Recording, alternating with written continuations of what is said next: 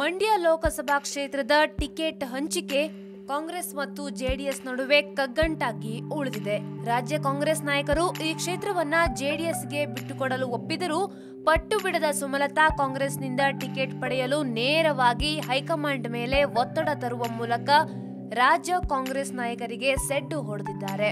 ದಕ್ಷಿಣ ಭಾರತದ ಖ್ಯಾತ ನಟರಾದ ಚಿರಂಜೀವಿ ಕಮಲ್ ಹಾಸನ್ ಮೂಲಕ ಒತ್ತಡ ಹಾಕಿಸಿದ್ದಾರೆ.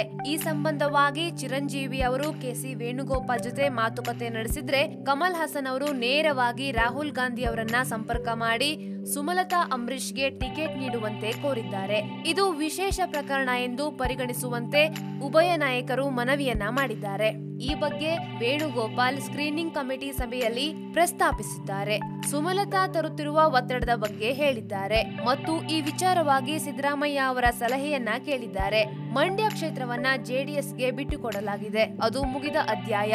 ಸುಮಲತಾಗೆ ಟಿಕೆಟ್ ಕೊಟ್ಟರೆ ಮೈತ್ರಿಗೆ ಧಕ್ಕೆ ಆಗಬಹುದು. ಎಷ್ಟೇ ಒತ್ತಡ ಬಂದರೂ ಸುಮಲತಾಗೆ ಟಿಕೆಟ್ ನೀಡೋದು ಬೇಡ ಎಂದು ಮಾಜಿ ಸಿಎಂ ಸಿದ್ದರಾಮಯ್ಯ ಅವರು ತಮ್ಮ ಅಭಿಪ್ರಾಯವನ್ನ ಹಂಚಿಕೊಂಡಿದ್ದಾರೆ. ಸಿದ್ದರಾಮಯ್ಯ ಸಲಹೆ ಬಳಿಕ ಸುಮಲತಾಗೆ ಟಿಕೆಟ್ ಕೊಡದಿರಲು ನಿರ್ಧಾರ ಮಾಡಲಾಗಿದೆ ಎನ್ನಲಾಗಿದೆ. ಜೊತೆಗೆ ಸುಮಲತಾ ಅವರ ಮನವೊಲಿಸಲು ಪ್ರಯತ್ನಿಸುವಂತೆ ರಾಜ್ಯ ನಾಯಕರಿಗೆ ಹೈಕಮಾಂಡ್ ಸೂಚನೆ ನೀಡಿದೆ.